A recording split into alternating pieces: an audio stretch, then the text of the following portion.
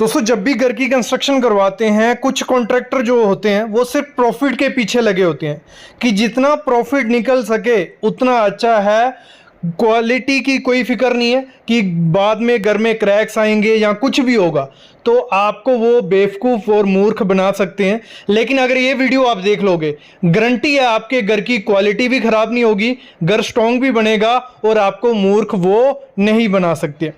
Contractor का काम होता है प्रॉफिट तो उसको चाहिए, 10 से 15% उसका प्रॉफिट होगा चलेगा, लेकिन कुछ रहते हैं कि 30-40% प्रॉफिट आना चाहिए और इस चक्कर में वो आपका नुकसान कर देते हैं। वो नुकसान शुरू कहाँ से होता है? तो सबसे पहले आपको काम करना है जब भी घर की कंस्ट्रक्शन करवानी है, जब हम क्या करते हैं स्लैब की कास्टिंग करते हैं तो कॉन्ट्रैक्टर यहाँ भी आपको मतलब बेवकूफ़ बना देगा, आपको आइडिया नहीं लगेगा अगर पता नहीं होगा।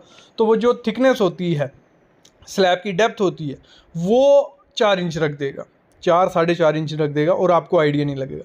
जब वो 4-4.5 इंच रख रहा है, उसका कंक्रीट बच रहा है, उसकी लेबर बच रही है, उसका टाइम बच रहा है। तो ये चीज़ होती है। तो आपको 5 या 6 इंच की आपको स्लैब देनी है। उससे होगा क्या, देखो 4 इंच की स्लैब, देखो एक तो वो आप जब छत पे चलोगे तो वो वाइब्रेट करेगा, वो ख़राब चीज़ है, वाइब्रेट नहीं करना चाहिए। लीकेज के चांसेस हो जाते हैं, जितनी डेप्थ कम होगी लीकेज होंगे, जितनी डेप्थ कम होगी क्रैक्स आएंगे। तो आपको 5 से 6 इंच स्लैब की डेप्थ रखनी है, ये उसको पहले ही बता देना।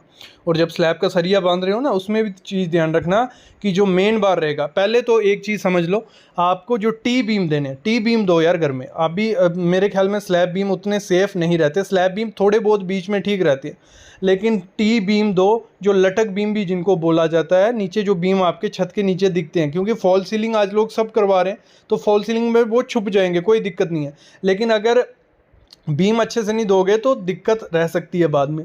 टी बीम दो और आपको जो मेन बार देना है, अगर टी बीम पूरी स्लैब में दे रहे हो तो मेन बार 10 mm का रहेगा और डिस्ट्रीब्यूशन 8 mm का रहना चाहिए। ये चीज़ ध्यान रखना। अगर बाय चांस आप टी बीम नहीं दे रहे हो, लटक बीम नहीं दे रहे हो, तो आपको क्या करना है, मेन बार 12 का डालना है पूरी स्लैब में और डिस्ट्रीब्यूशन 10 का डालना है। और उसके बाद 16 mm का आपको क्या करना है, जो स्लैब बीम दोगे 16 mm का सरिया उसका होना चाहिए और 15 से 16 फुट से दूर उसका डिस्टेंस नहीं होना चाहिए, बीम पड़ना ही चाहिए उसके बाद। और ये चीज़ मैं बता दूं, ये हो गया कि मटेरियल के साथ काम करवा रहे हो। जब मटेरियल के साथ नहीं काम करवाते हो, सरिया वो एक्स्ट्रा दे देते हैं कॉन्ट्रैक्टर, ये चीज़ भी ध्यान रखनी है। एक्स्ट्रा सरिया दे के भी कोई फ़ायदा नहीं है, डेड लोड ही बढ़ा रहा है, कुछ ज़्यादा फ़ायदा नहीं होने वाला है। तो आपको प्रॉपर, मैं बोलता हूँ, देखो यार एक चीज़ सिंपल समझना, 20 से 30 लाख रुपए खर्चा कर रहे हो, आजकल नॉर्मल घर 20 से 30 लाख रुपए में बनता है, तो उसमें 20, मैं 20,000 ज़्यादा बोल रहा हूँ, 15 से 20,000 रुपया देने में कुछ हर्ज नहीं है। अगर 15 से 20,000 देते हो, उसमें 2 से 3 लाख रुपया बचता है। कैसे बचता है? जो आर्किटेक्ट होता है वो आपकी हर चीज़ को प्रॉपर से डिज़ाइन करता है, जो स्ट्रक्चरल इंजीनियर होता है वो प्रॉपर से सरिया जितना चाहिए उतना ही डलना है। अगर आप डिज़ाइन नहीं करवाते हो, रूम आधा आगे पीछे हो जाते हैं, जगह ऐसे बेस्ट जाती है, सरिया कॉन्ट्रैक्टर ज़्यादा डाल रहा है, कहीं कम डाल रहा है, तो ये चीज़ है आर्किटेक्ट को और स्ट्रक्चरल इंजीनियर को पता है कि कहाँ क्या डालना है। ये चीज़ भी आप ध्यान रखना। मैं मस्ट कहूँगा, लिख के ले लो कि आपको फर्स्ट एस्टीमेट और आर्किटेक्ट करना है, मतलब आर्किटेक्ट करना ही करना है, सिविल इंजीनियर की बात नहीं कर रहा हूँ। आर्किटेक्ट जो घर का आपको नक्शा बना के देगा, पूरा प्लान बना के देगा कि आपका घर ऐसे दिखेगा, उसका लगभग अप्रॉक्स खर्चा इतना रहने वाला है और उसका आपके कमरे ये रहेगा। सरिया आपकी स्ट्रक्चरल डिटेल आर्किटेक्ट ही आपको स्ट्रक्चर इंजीनियर करके दे देगा, और सरिया बीम में क्या रहेगा, फुटिंग में क्या रहेगा, कॉलम में क्या रहेगा। अभी बात आती है जो हमारा कॉन्ट्रैक्टर होता है वो क्या करता है, हम फुटिंग से स्टार्ट करते हैं, ठीक है। हमारा फुटिंग क्या है, घर का मेन पार्ट है, पाँव अच्छे नहीं कुछ अच्छा नहीं, तो डेप्थ वो क्या करते हैं 3 से, जैसे आर्किटेक्ट ने कहा है कि आपकी अगर 1 स्टोरी है तो 4x4 की फुटिंग आपको देनी ही देनी है, लेकिन वो कहेंगे कि 4x4 की क्या करने हैं, हार्ड स्टाटा है, नीचे पत्थर है, तो आप 3 फुट दो, कुछ नहीं होगा, हमने इतने घर बनाए, कुछ नहीं होने वाला। ऐसा नहीं है। जो आर्किटेक्ट ने, जो स्ट्रक्चरल इंजीनियर ने आपको कहा है कि इतनी डेप्थ होनी चाहिए और इतना सरिया आपका होना चाहिए, उतना ही डालो। अगर ऐसे हम पकड़ें, आपको 1 स्टोरी के लिए मिनिमम कम से कम 4x4 की फुटिंग होनी चाहिए। 2 स्टोरी है, 5x4 की फुटिंग होनी चाहिए, मतलब 5 फुट की डेप्थ होनी चाहिए। और 3 स्टोरी है तो 6 फुट डेप्थ होनी ही होनी चाहिए, क्योंकि हमें फ्यूचर को देख के चलना है। आज आप 1 स्टोरी का प्लान कर रहे हो, कोई 10-20 साल बाद आपका बच्चा अगर दूसरी स्टोरी का प्लान कर दोगे तो फुटिंग चेंज हो पाएगी? नहीं चेंज होगी। तो आपको 10-20 साल, क्योंकि आप घर की कंस्ट्रक्शन एक करवा रहे हो एक बार, तो 50-60 साल तो उसको चलना ही है ना घर को। तो वो आपको देख के चलना पड़ेगा कि अगर बाई चांस 30-40 बाद घर की कंस्ट्रक्शन आगे करवानी पड़ी तो कोई दिक्कत आ सकती है। तो आज ही आपको प्लान उस हिसाब से करना है कि 30-40 साल बाद भी आप ऊपर कंस्ट्रक्शन कर सको।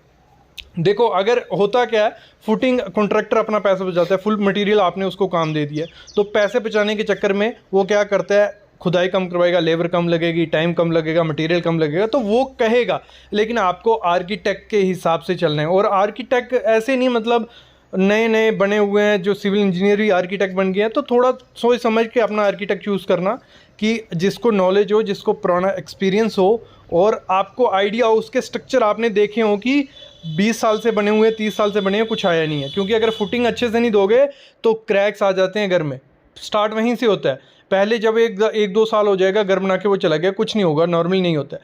बाद में धीरे धीरे सेटलमेंट होने पड़ती है, आपकी फुटिंग नीचे बैठती है, क्रैक्स दिखते हैं और अर्थ के तो वहीं बात ख़त्म हो जाती है। तो फुटिंग प्रॉपर देनी ही देनी है, पूरा ध्यान करके देना है। उसी में क्या होता है, जब हम फुटिंग का सरिया दे रहे होते हैं तो उसमें भी ध्यान देना है जितना मेंशन किया है। तो अगर एक स्टोरी है, 1 2 3 स्टोरी आपके, तो फुटिंग में 12 mm का मेन बार और 10 mm का डिस्ट्रीब्यूशन बार करो, ठीक है, फुटिंग में। और जो कॉलम का या बीम का सरिया, देखो वो क्या करता है कॉन्ट्रैक्टर हमारा, कॉलम उस हिसाब से करता है कि जो उसके पास फर्मा पड़ा होता है, जो उसके पास शटरिंग पड़ी होती है ना, बोलता है कि आर्किटेक्ट ने इतना बड़ा दड़ा दे दिया, आपका खर्चा ज़्यादा होगा। तो आपको क्या करना है, जो आर्किटेक्ट ने कहा है, अगर एक स्टोरी है, देखो 9 इंच बाई 9 इंच से छोटा कॉलम आपको नहीं देना, और अगर 2-3 स्टोरी है तो 12 बाई 12 का आपको कॉलम देना ही देना है। और 15 से 17 फुट से ज़्यादा दूर कॉलम नहीं देना, क्योंकि आगे आगे इन्वायरमेंट होता जा रहा है हार्श। तो वो अपना फ़ायदा देखने के लिए ये कहेगा, बोलेगा कि हमने काफ़ी घर बनाए हैं, आज तक इतना हैवी सरिया नहीं दिया। उस आर्किटेक्ट को कुछ नहीं आता है, सिविल इंजीनियर को कुछ नहीं आता है, उसको पता है कि स्ट्रक्चर क्या है, वो कॉन्ट्रैक्टर को नहीं पता होगा। उसको पता है कि देखो पुराने बाकियों के घर मत देखो इस समय, अगर आर्किटेक्ट ने कहा है यहाँ पड़ेगा तो पड़ेगा, क्योंकि बाकी घर कॉन्ट्रैक्टर ने बनाए और उनको आइडिया नहीं है कि किस हिसाब से स्ट्रेसिस रहते हैं, किस हिसाब से फोर्सेस पड़ती हैं, बेंडिंग मूवमेंट क्या है, शेयर फोर्स क्या है, उनको कुछ आइडिया नहीं है। कैसे आप अपने घर को अर्थक्वेक प्रूफ बना सकते हो, वो सिर्फ आर्किटेक्ट को, स्ट्रक्चरल इंजीनियर को पता है। तो वो पूरा सिस्मिक लोड देख के, पूरा विंड लोड देख के, हर चीज़ देख के डालते हैं। तो आपको वही कराना है। कॉन्ट्रैक्टर अपनी लेबर, मटेरियल, टाइम बचाने के लिए ये आपसे बोल सकता है। और फिर आप वही बोलेगा कि अगर सही से कॉलम और बीम आपने नहीं दिए होंगे। मेन देखो कॉलम का काम है आपके जो लोड है स्लैब का, वो नीचे तक फुटिंग तक पहुंचाना। फुटिंग हमने अच्छे से कर दी, कॉलम अच्छे से कर दिया, तो आपका घर थोड़ा बहुत सेफ हो गया। और बीम का साइज़ भी छोटा कर देते हैं कि इतना बड़ा बीम क्या करना है। तो ये चीज़ भी आपको ध्यान देना ही देना है कि अर्थक्वेक आएगा और दिक्कत बन जाएगी। फिर बात बनती है जब हमारी ब्रिक वर्क होता है, तो ब्रिक वर्क में आप कोई भी यूज़ करो, डबल ब्लॉक बोलता है तो डबल ब्लॉक यूज़ कर दो, लाल ईंट बोलता है लाल ईंट यूज़ कर दो, कोई दिक्कत उसमें नहीं आने वाली है। लेकिन कंक्रीट बैंड और लिंटल मस्ट देना है। कंक्रीट बैंड क्या हो गया, जैसे हमारी जो खिड़कियाँ होती हैं उनका सिल लेवल होता है, ठीक है, सिल लेवल पे आपको क्या करना है, कंक्रीट बैंड देना है, जिसमें आपको M25 कंक्रीट यूज़ करना है। ग्रेड कौन सा रहेगा, M25। और सरिया आप 8 mm का 2 सरिया डाल दो, कोई दिक्कत नहीं है। वो दोनों कॉलम के बीच थोड़ा थोड़ा घुसा देना। और प्रॉपर से 100 mm का 4 इंच का कंक्रीट बैंड भी प्रोवाइड किया होगा। तो आपके जो घर में क्रैक्स आते हैं ना नीचे फुटिंग से ऊपर, ठीक है, मतलब अगर बाई चांस प्लिंथ थोड़ा सेटलमेंट होती है तो क्रैक्स आते हैं, तो वो वहीं तक रहेगा, सिल लेवल तक, ऊपर नहीं जाएगा। तो आपको वो कंक्रीट बैंड प्रोवाइड करना ही करना है, क्रैक्स नहीं आएंगे। फिर आपको लिंटल देना है। लिंटल दोगे तो क्या होगा, एक तो पूरे घर को पकड़ के रखता है लिंटल। जो आपको कॉलम होंगे ना, एक दूसरे से उनकी बॉन्ड बनी जाएगी। एक तो प्लिंथ बीम जो होगा, प्लिंथ बीम भी पकड़ के रखेगा कॉलम को हमारे, फिर हमारा कॉलम दूसरा कौन पकड़ के रखेगा, लिंटल। लिंटल आपके घर को पकड़ के भी रखता है और क्रैक्स नीचे से ऊपर भी नहीं जाती है। तो एक सेफ आपके घर को बना देता है कौन, लिंटल। तो ये अर्थक्वेक के हिसाब से बहुत इंपॉर्टेंट चीज़ है। और ग्रेड आपको M25 से कम यूज़ नहीं करना है। और स्टील उसमें 12 mm के 4 सरिये डाल दो, कोई दिक्कत उसमें नहीं आने वाली है। और डेप्थ आप देख लो 230 बाय 1 फुट का या 300 mm का रख दो, कोई दिक्कत नहीं आएगी। बाकी वो चीज़ें आर्किटेक्ट आपको बता देता है। नेक्स्ट चीज़ आपको क्या करना है, जो भी हाइट होती, मतलब प्लिंथ बीम है ना, जो आपका प्लिंथ बीम की हाइट प्रॉपर रखो। रोड से पहले ही 4 से 5 फीट ऊपर रखो, क्योंकि फ्यूचर में आप अभी रोड ऊंचे होंगे, धीरे धीरे ऊंचे, मतलब 10 20 30 मतलब 60 70 साल के लिए तो घर बना रहे हो ना, तब तक आपके लेवल तक वो पहुंच जाएगा और पानी जाने का अंदर रिस्क रहता है। तो आपको क्या करना पड़ेगा, फिर आपको अपना जो ब्रिक है वो उठानी पड़ता है, मतलब घर को उठा रहे हैं आजकल जो लोग, तो वो खर्चा पड़ता ही पड़ता है। तो आपको प्लिंथ का हाइट 4 फुट रखना ही रखना है, ये चीज़ भी हमेशा ध्यान रखना, ये बहुत इंपॉर्टेंट चीज़ है। और एक और चीज़ देना, जो प्लिंथ प्रोटेक्शन नहीं देते हैं कॉन्ट्रैक्टर बोलते, क्योंकि लोगों को पता ही नहीं है तो वो बोलते हैं ठीक है नहीं पता तो हमें क्या। तो प्लिंथ प्रोटेक्शन आपको देनी है। जो आपका घर है उसके चारों तरफ आपको मतलब 2-2 फुट तो कंक्रीट की 100 mm की लेयर डाली मतलब थोड़ा खोद लो उसको और चारों तरफ आप डाल दो कि आपका जो पानी है वो बाहर से निकल जाए आगे पीछे। नहीं तो चारों तरफ अपनी क्या बना लो, नाली बना लो, ड्रेनेज का सिस्टम बना लो कि आपका जो पानी है वो आपके घर से दूर जाए, ना कि आपकी फुटिंग में घुसे, ना कि आपके प्लिंथ में घुसे। जब ऐसा होगा तो क्या होगा, उसके बाद आपके घर में क्रैक्स आएंगे और गिरने के चांसेस बन जाएंगे।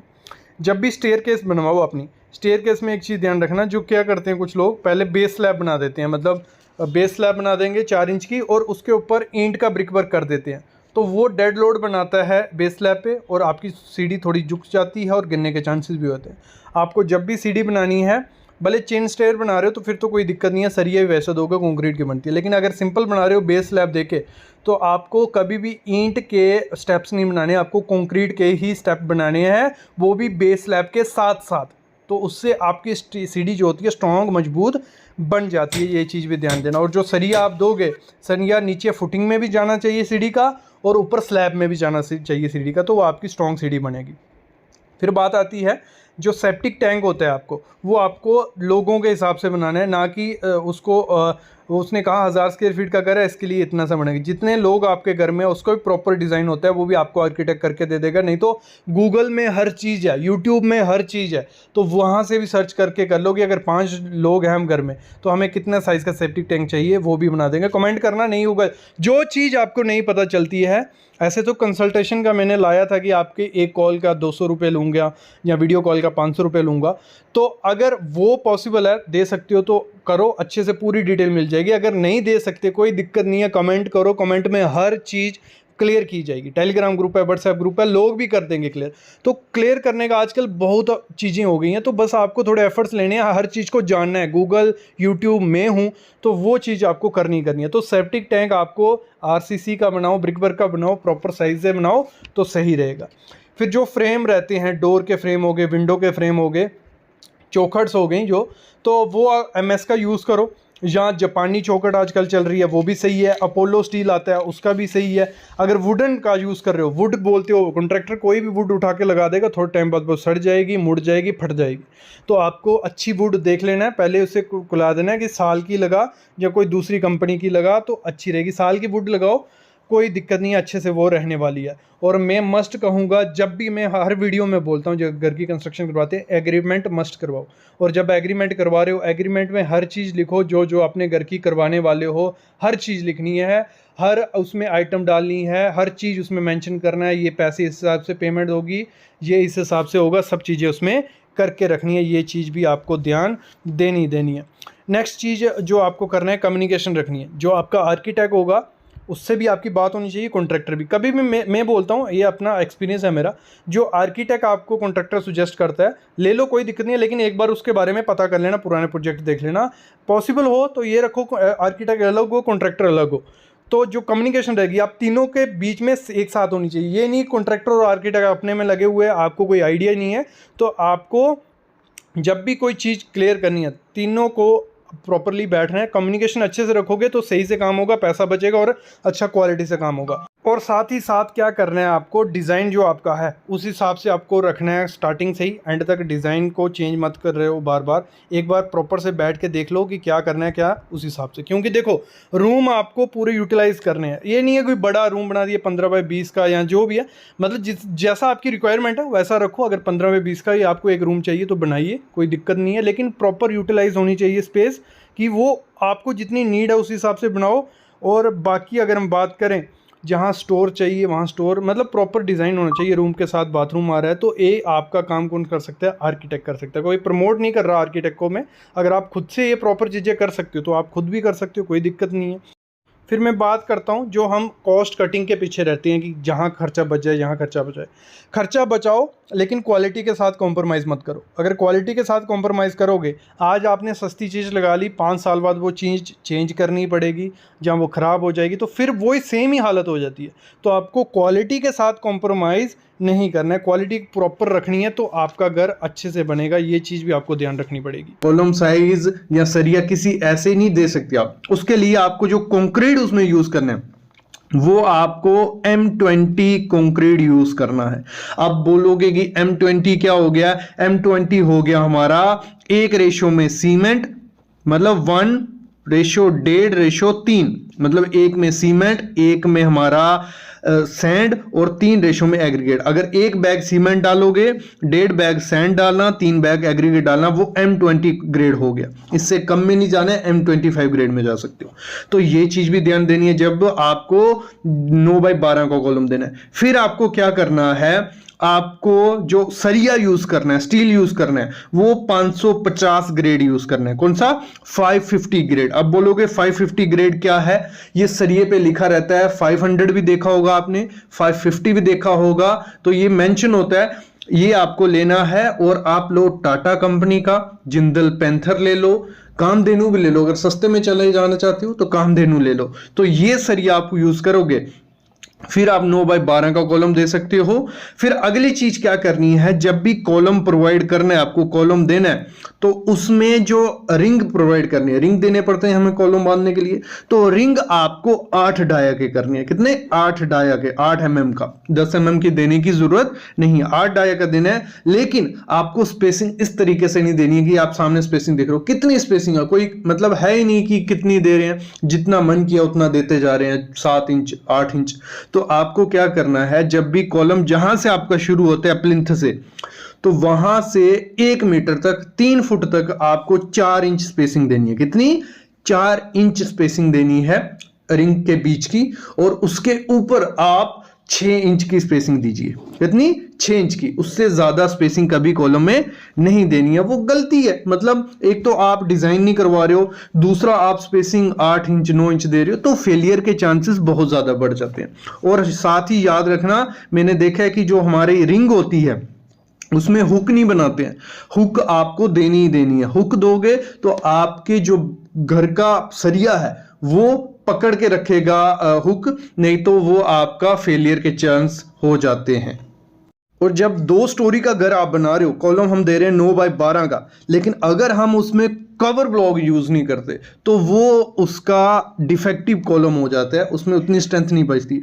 तो आपको क्या करना है, कवर ब्लॉक लाना है। कवर ब्लॉक क्या है, आप खुद से भी बना सकते हो, ऑनलाइन भी ला सकते हो। कवर ब्लॉक हो गया, कुछ ऐसा दिखता है, ये कंक्रीट का है, ये पीवीसी का है। इससे क्या होता है, कंक्रीट और सरिये में दूरी बनी रहती है। तो इसको आपको क्या करना है, जहां कॉलम होगा ना, कॉलम और शटरिंग के बीच डालना है, तो आपका कंक्रीट चारों तरफ कॉलम के सही से जाता है, तभी वो जो सरिया है हमारा सेफ रहेगा। नहीं तो आप 20 mm का भी यूज कर लोगे, तो जब फेल होने में आएगा तो वो सबसे पहले फेल हो जाएगा। तो कवर ब्लॉक भी आपको यूज करना ही करना है। एक चीज और होती है, जब भी घर की कंस्ट्रक्शन करवाओ, आपको डिजाइन, जो स्ट्रक्चर की डिटेल होती है, उसके लिए आपको 8 से 9 रुपये पर स्क्वायर फीट खर्चा करना पड़ता है। उसमें आपको कॉलम का सरिया भी जो स्ट्रक्चरल इंजीनियर होता है वो देता है, फुटिंग का भी, स्लैब का, हर चीज का। तो वो मैं मस्ट कहूंगा दे दो।